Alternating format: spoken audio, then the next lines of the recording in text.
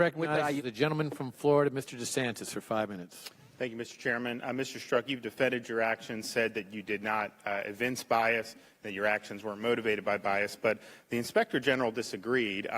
When he asked you about the insurance policy text, the will stop it text, you provided an explanation similar that you did today, and he found your explanation to be unpersuasive, and you're aware of that, correct? I'm not aware of that with regard to that text. Well, he did. He testified when we had him in here in June, and in response to my question. Also said that your explanation for how you handled the Anthony Weiner laptop, you delayed, you didn't take action initially. He said your explanation for that, and he did note that in the report, was not persuasive. You're aware of that, correct? Sir, I'm aware of facts rebutting that he has rebutting that specific assertion. Well, he testified to us that he was not persuaded by your explanation for why you focused on the Trump-Russia collusion and you let the Weiner thing sit. And then he testified in front of our committee that it was reasonable to infer that your actions involving Weiner's laptop, the fact that you didn't pursue that aggressively, that it is reasonable to infer that it was because of the bias that you evinced in those text messages. Are you aware of his testimony with that? Not specific to that, but I'll accept your representation. Yes, and I think it's important to show, while the IG report said the Clinton charging decision was not necessarily due to bias, he said that the Weiner is absolutely a fair game to infer that, and then they're obviously continuing to investigate the genesis of this Russia interference case.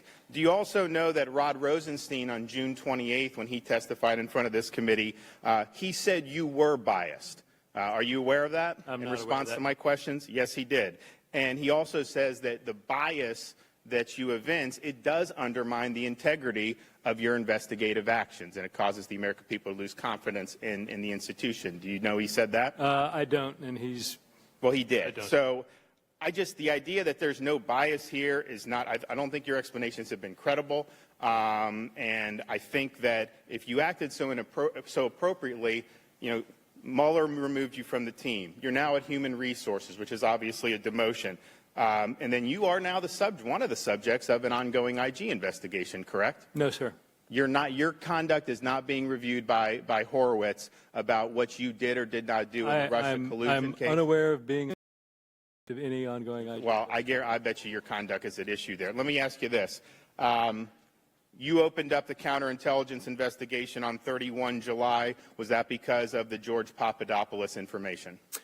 Sir, I can't get into the guidance that the FBI has provided me about answers I can provide. That gets into a level of detail that I can't, that I've been directed not to provide. You have answered some questions. I mean, I think this has been a little bit of convenience. I mean, you've answered some questions about there was grave concerns and all this stuff about why you were doing it. You didn't do that. The dossier, was the dossier a part of why you opened up the investigation? No, but sir, none of this has been convenience. All of this has been based on what the department has worked out with Chairman Goodlatte about what is permitted and not. This is not a function of So the dossier was not part of it. That's important. When did you learn the dossier was funded by Hillary Clinton and the Democratic Party? I don't think that's an accurate representation, and the department or the FBI has directed me not to answer that question based on ongoing investigation. Right. So Hillary, DNC sent to Perkins Coie, who sent to Fusion, who paid, I mean, come on. Again, it was a political document, correct?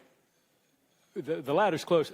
I cannot comment. The FBI has directed me to not answer that question. Would it be fair to say that the dossier, what would you choose? Is it a political document, opposition research, or is it legitimate intelligence? Sir, I would very much like to answer that question. Okay. I have been directed by the FBI that I may not get into that based on operational requirements or equities. So here's the issue I think we have. We see the bias that you did. Your explanations for why you said what you did, really aren't credible. We're trying to get to the genesis of why open up a counterintelligence investigation against the opposing party's campaign.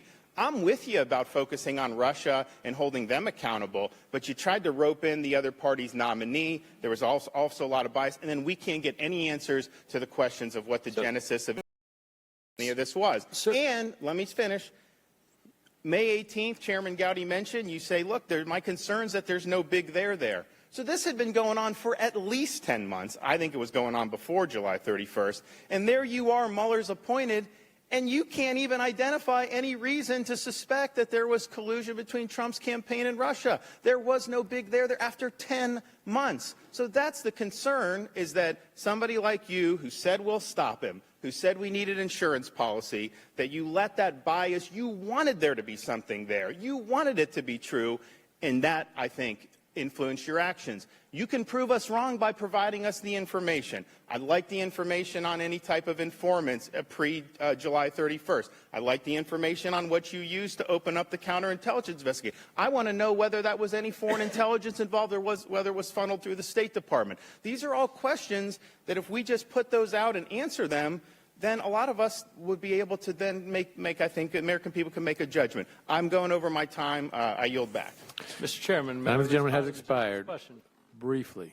Sir, two things. You asked why I couldn't explain why a case would be open. I don't think that's accurate. If you look at Director Comey's statement when the Department of Justice had authorized him to say that the FBI had opened a case into allegations that the government of Russia had made an offer of assistance in the potential involvement of members of the Trump campaign, I cannot envision a scenario where that would not be a reasonable predication to open an investigation. Well, if it's Papadopoulos, that's not quite what they had. I mean, you didn't quite get there. I know Comey may have said that, but you didn't quite get there. So if it's Papadopoulos, that's weak. I think the characterization was that it was a credible source of information, stands on its own. I don't think anybody in this committee would argue that, one, it wasn't appropriate to open that, and two, that it wasn't absolutely We have questions about whether it was appropriate because we don't underlying information. And we read in the New York Times from leaks that it was just because Papadopoulos said at a bar. The time of the gentleman has expired. I'm trying to respond. Regular order.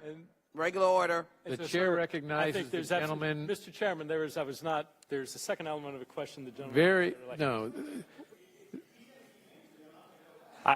You raised the question about whether or not I agreed with the Inspector General that I had acted in any way that was biased. You had an opportunity.